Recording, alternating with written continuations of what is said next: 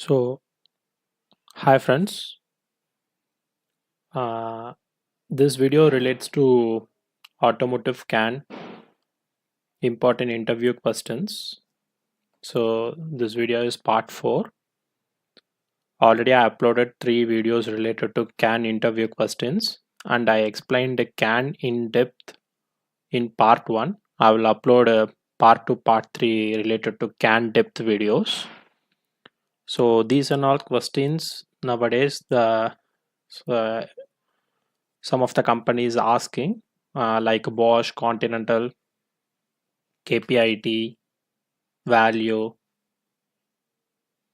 and some other MNCs. So first question is what is OBD? OBD is onboard diagnostics in an automotive context is a generic term referring to a vehicle self-diagnostic and reporting capability. These type of questions, what is OBD? They won't ask directly that what is OBD.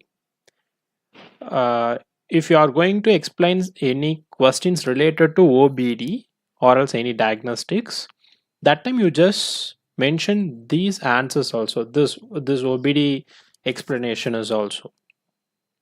So why diagnosis? Second one is why diagnostic standards. As system got more complex, the link between cause and the system become very obvious. This means that electronic system had to have some level of self-diagnosis and to communicate to the outside world, that is outside AEC or anywhere.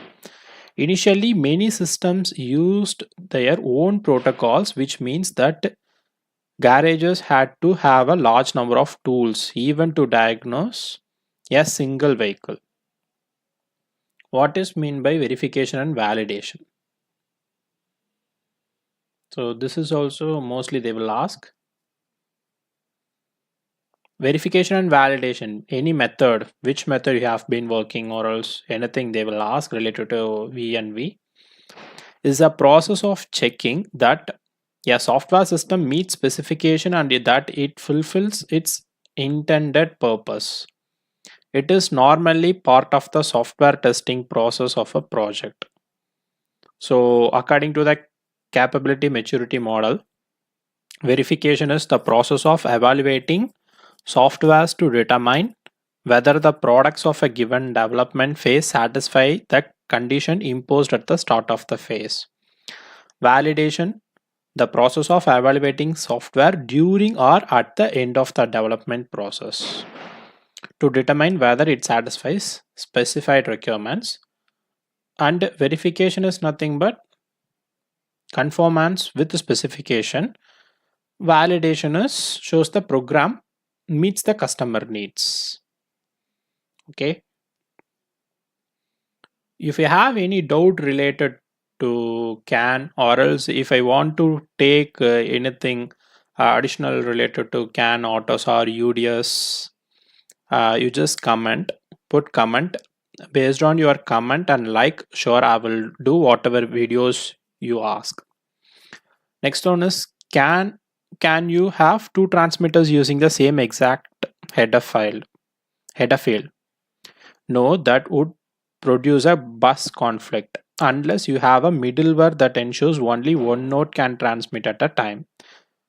For example, use a low priority message as a token to emulate token passing. So, and fifth one, CAN physical layer. Already I have explained in depth in my CAN in depth video. So, if both are recessive, the difference will be 0. If both are dominant, if dominant means the difference will be 2 to 2.5. So again, if it is recessive means both will the difference will be 0. It will go, the maximum voltage goes up to CAN high is 3.75 and the minimum will be 1.25. Then what is CAN bit timing? According to the CAN specification, the bit timing is divided into 4 segments: the synchronization segment, the propagation time segment, the phase buffer segment 1 and phase buffer segment 2. The here you see. If they ask you to draw, you just draw this also. Synchronization segment, propagation segment, phase segment 1, phase segment 2. So here you have one formula also, the length. So the length of the time quantum TQ, which is the basic unit of the bit time, is defined by the CAN controller's system clock frequencies and the baud rate prescaler, that is BRP. TQ equal to BRP divided by FSYS. So typical system clock, with the help of these formulas you can able to find out. Then the synchronization segment is the part of the bit time where the edges of the CAN bus level are expected to occur. The distance between an edge that occurs outside of synchronization segment and the synchronization segment is called the phase error at the edge. See here the synchronization segment. The propagation time segment intended to compensate for the physical delay times within the CAN network. The phase buffer segments phase 1, this is phase segment 1 and this is phase segment 2, surrounded the sample point. Here the sample point. Buffer segment phase 1, sorry, the resynchronization jumps width defines how far the resynchronization may move the sample point inside the limits defined by the phase buffer segment to compensate for edge phase errors. I clearly explained these concepts in my CAN in-depth video. You just study here. If you want in-depth explanation, you just go and watch the. After this, formula for baud rate calculation, this is on us. So this is a fixed and standard one. Then what happens when two CAN nodes are sending same identifier at the same time? This is one of the important question. Mostly they will ask in automotive companies. Two nodes on the network are not allowed to send messages with the same ID. If two nodes try to send a message with the same ID at the same time, arbitration will not work. Instead of, one of the transmitted nodes will detect that his message is distorted outside of the arbitration field. The node will then uses the error handling of the CAN, which in this case ultimately will lead to one of our transmitting node being switch off. Maybe the another node will be in bus off mode. Next one is, what is the difference between bit rate and baud rate? This is also an important question because many in many interviews they used to ask in like Continental and Bosch.